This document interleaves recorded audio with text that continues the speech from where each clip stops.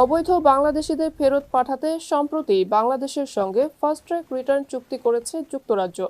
এই চুক্তির আওতায় অ্যাসাইলাম আবেদন প্রত্যাখ্যান হওয়া বাংলাদেশি নাগরিকদের দেশে ফেরত পাঠানো হবে। অ্যাসাইলাম আবেদন প্রত্যাখ্যান হওয়া ব্যক্তিদের সংখ্যা 10,000-এরও বেশি হতে পারে।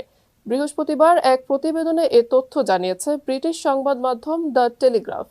প্রতিবেদন মতে অ্যাসাইলাম আবেদন করে ব্যর্থ হওয়া আশ্রয় প্রার্থীদের ফাস্ট ট্র্যাক রিটার্ন চুক্তির অধীনে বাংলাদেশে ফেরত পাঠানো হবে। গত বছর প্রায় 11,000 বাংলাদেশি ভিসা নিয়ে ব্রিটেনে প্রবেশ করেছেন শুধুমাত্র স্থায়ীভাবে দেশটিতে থাকার ইচ্ছায়। এরপর আশ্রয়ের আবেদন জমা দিয়েছেন তারা। টেলিগ্রাফ বলছে, অভিবাসীরা গত বছরের মার্চ থেকে আন্তর্জাতিক শিক্ষার্থী, কর্মী বা ভিজিটর ভিসায় ব্রিটেনে এসে রাজনৈতিক আশ্রয় দাবি করছেন। মূলত ব্রিটেনে প্রবেশের পেছনের দরজা হিসেবে কাজে লাগানোর চেষ্টায় এসব ভিসা ব্যবহার করছেন তারা। তবে দেশটিতে বাংলাদেশিদের প্রাথমিক আশ্রয় আবেদনের মাত্র 5%ই সফল হয়েছে। অর্থাৎ 10,000-এরও বেশি বাংলাদেশিকে যুক্তরাজ্য থেকে ফেরত পাঠানো হবে।